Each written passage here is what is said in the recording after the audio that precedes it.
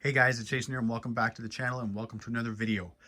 Today guys, we are looking at my new Savage Flux XL. It is the 2017 Plus edition, which means it's been revised. There's a few things we're going to go over. We're going to check them out and stuff like that. But I'm doing this video guys, obviously one, because I always kind of, show you guys videos of the new stuff I get. But more so guys, because it was funny when I was getting this truck, and you're kind of excited and you want to see videos of it. There was hardly anything out there. There's not a ton of videos of the new Savage because they did change a few things on it. And I know it's because, let's face it, HBI unfortunately is not the brand it used to be. They were always kind of a great basher brand. And I think, like when Arma came along, I think they kind of took a lot of HBI's thunder, I guess.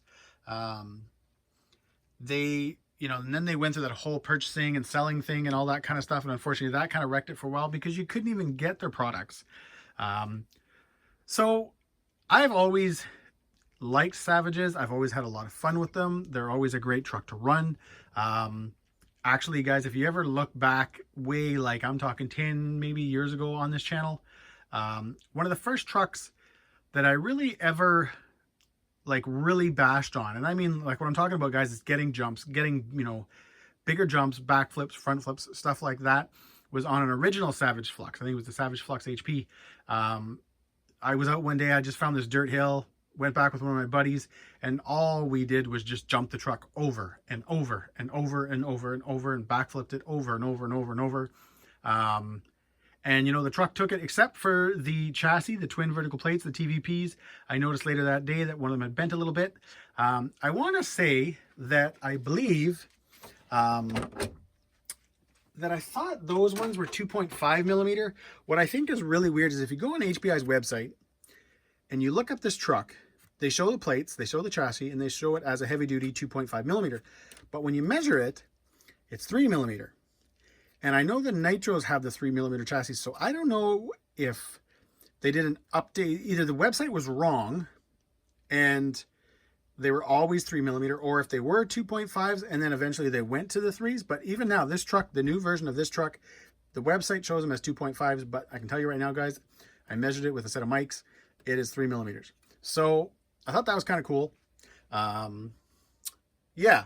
So what we're going to do now, guys, is we're going to get into some of the differences, some of the changes that this truck has that, let's say, the last edition of the Savage Flux XL didn't have. All right, so the first thing you're going to notice, if you're used to Savages and stuff like that, besides from the big giant case in the front, is the motor now, it used to kind of sit off to the side, sort of kind of bulged out, kind of past the chassis. There's like a little bit of a cutout here, and there's a big spur kind of right in the center. They've kind of lowered all that down a little bit. The transmission now sits a little bit lower, which obviously is going to help with your center of gravity and for your handling purposes. The motor also now sits right in the middle. Still sits in a cradle, mounted up to this huge plate right here. It's still, guys, as far as I know, the Castle motor, so the NEU motor, the new motor, 2200 kV, still has the same heat sinks and everything on it. So I'm assuming that's what's in there. I haven't read anything to tell me anything different. However, the ESC is no longer a Castle one. So they always had their Flux line of ESCs, which were basically, I think the first time around it was a Mama Monster. Then it went to a Mama Monster 2 to be waterproof. Now they've got the Hobby Wing in there. It's the same ESC, guys, if you have a Sen Colossus or a Reaper, or I don't know, there's tons of trucks that use them. 6S 150 amp ESC. I've already had my program card plugged in. I was able to do a couple adjustments. I do find with these, I think my LST 3XLE also had the same ESC and the same issues where they kind of limit what you can change. I think there was only 5 things I could actually adjust in there. One of them was, like your voltage cutoff. There was your punch control. There was actually drag brake for some reason. There was, if you kind of like want to remove the reverse, and I forget what the other one was. But basically, guys, the main things, your punch and your lipo cutoff, you're able to adjust. So that's kind of pretty much the main things. And I think maybe motor direction, I'm not sure, might have been in there too. But yeah, so it's a very good ESC, guys. Definitely got lots of punch. It is waterproof, so you're good to go there. One thing that I have to laugh at, and by now, as I zoom into this, you have to know what I'm talking about. They're still using the Phillips hardware. Man, I don't get it. And it's funny, it's not even like they do it to you know, charge you later on for an upgrade kit or something like that. I don't even think they have that. So it's funny that it's on there, and they're not trying to make money off it or anything by making you buy the upgrade kit. So you pretty much got to go to like RC Screws or something like that if you want to change those out, which I will be doing very, very shortly. Right, guys, next, and I've already kind of touched on this, they got rid of that big giant, it used to be a huge massive cover that used to go across. It had like that little cutout. You could buy the HBI battery gauge aftermarket thingamajigger. So if you had the nitro version, you could kind of plug your battery into that and kind of keep track of your receiver battery. That's gone. They do now have a waterproof box in there. It's got a little rubber surround on it and all that kind of stuff. Your servo's down there. It's meh, guys, it's adequate. You know, it turns your wheels and all that kind of stuff. Obviously putting these on there kind of adds even more stress to it. That will be something I will be upgrading soon. Sooner than later for sure, because I do like to have a good, you know, quick servo. Just for even, honestly guys, what most people overlook when they think of servos is they just kind of think of the torque to turn them. But honestly guys, when you have a stronger servo, it even just keeps your tires straighter. It keeps them, you know, it's one of the big things that kind of people forget. When you don't have a very powerful servo, the servo has a tendency to kind of, you know, sort of move kind of back and forth type thing and not keep everything straight. So that's going to be something, guys, I'll be doing sooner than later. But guys, that's pretty much the main thing. I do have, you can't really tell right now, but in there, actually, you know what, guys, I'm going to take a tire off. Give me a sec.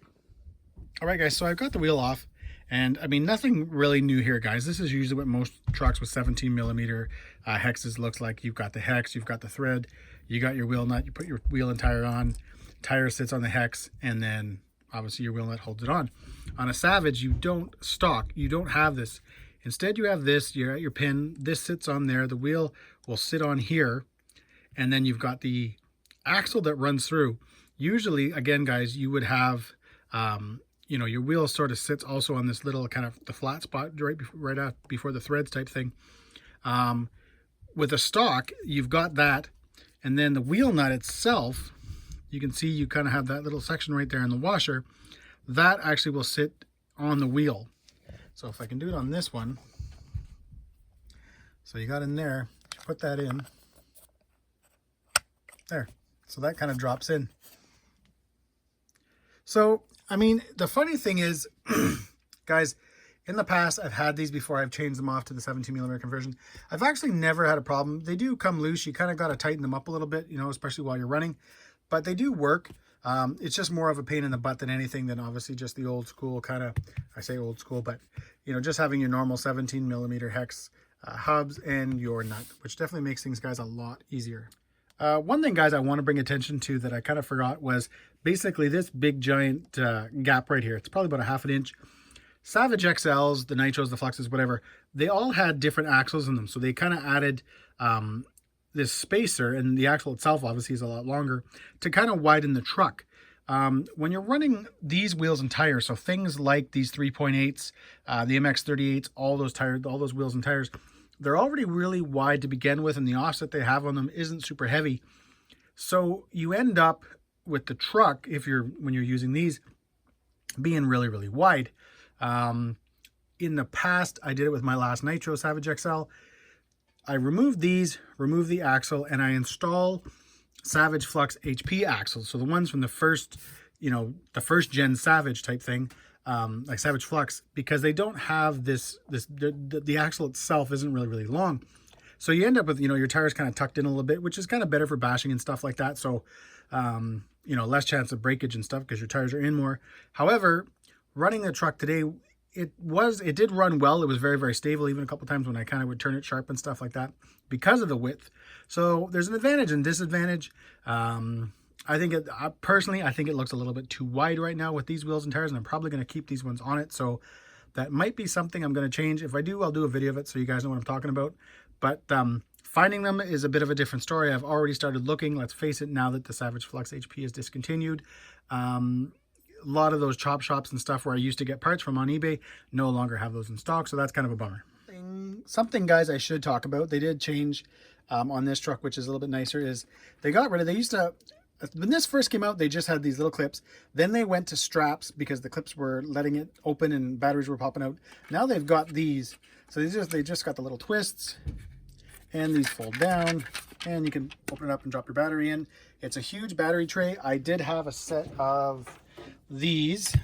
They are the Gens Ace 5000 3S LiPo packs.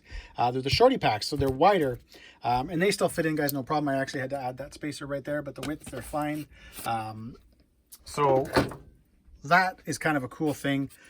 Nothing more annoying than buying a new truck and then finding out the batteries that you have don't fit. And I actually have 4 of those packs that I use for my ProBoat Zello, so it was kind of nice that I was able to use those in there. But yeah, guys, so there it is.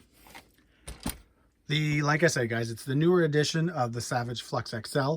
You know, really excited, guys, to have this truck. They were, back in the day, guys, tanks. They kind of pretty much were the benchmark for basher trucks. The funny thing, and as I look at it right now, I realize I haven't done yet. Again, Savage guys, you know what I'm talking about. These things here are what hold your hinge pins in, and they will actually just slide out, and you can actually end up losing a hinge pin. So you actually will put a zip tie around these to keep them closed so that your hinge pins don't come out. The fact that HBI has never done anything or even just made something that would look cooler than a zip tie, I have no idea. It kind of blows my mind. Just trying to get in there and get you guys a bit of an image of just some of the steering components. But yeah, guys, hope you guys like this video. It's probably a little shorter than usual. I'm going to add a clip, guys, of running the truck. Like I said, guys, it's not a great clip. It's in front of the house. You'll see the truck's it's having a hard time trying to get traction with these tires on the pavement and stuff. But I just, honestly, guys, I just really was kind of excited. I got my connectors done today. I'd gotten my Futaba receiver put in today, so I wanted to get it out and give it a quick little run. And as usual, guys, I'll end the video with a bunch of pics. And if you liked it, guys, hey, give me a like, give me a subscribe.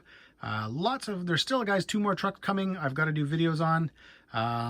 So yeah, anyways, guys, stay tuned. Have a good night.